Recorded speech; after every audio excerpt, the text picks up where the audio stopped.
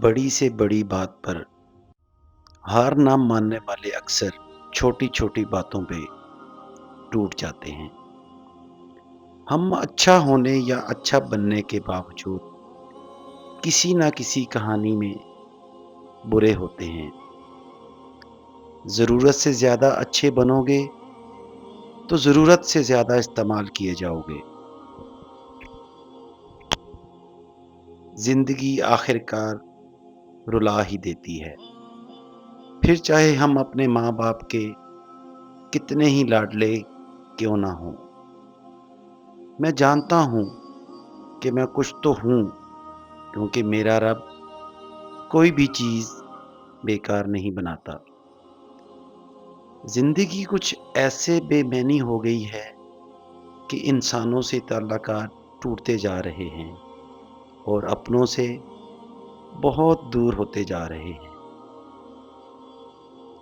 فاتحہ لوگوں کے مرنے پہ نہیں، احساس کے مرنے پہ پڑھنی چاہیے، کیونکہ لوگ مر جائیں تو صبر آ جاتا ہے، مگر احساس مر جائے تو معاشرہ مر جاتا ہے۔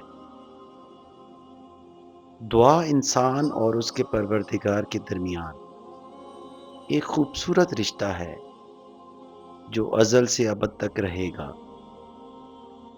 دل دکھانے پر بھی جو شخص آپ سے شکایت نہ کرے، اس شخص سے زیادہ محبت آپ کو کوئی نہیں کر سکتا۔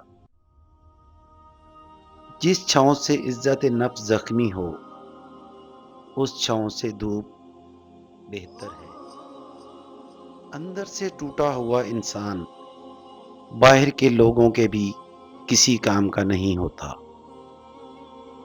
آپ اپنی زندگی سے بھلے خوش نہ ہوں، پر کچھ لوگ ایسے بھی ہیں جو آپ جیسی زندگی جینے کے لیے ترستے ہیں۔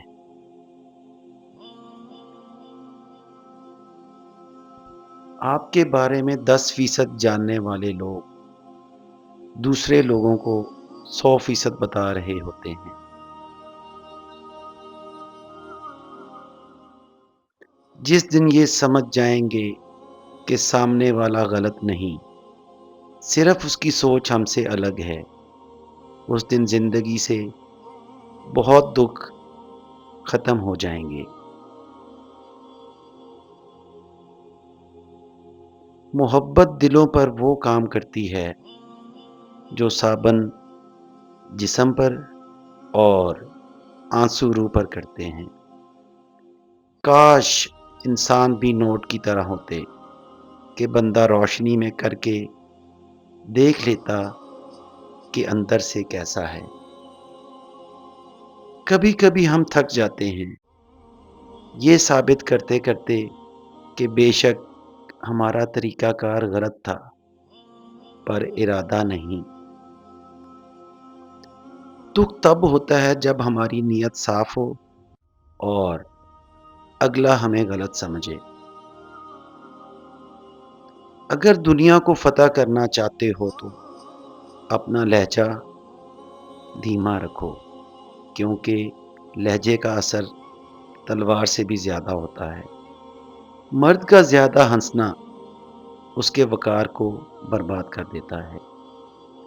رشتے اگر تھوڑے بکھر جائیں تو سمیٹنے والے کم اور آگ لگانے والے بڑھ جاتے ہیں۔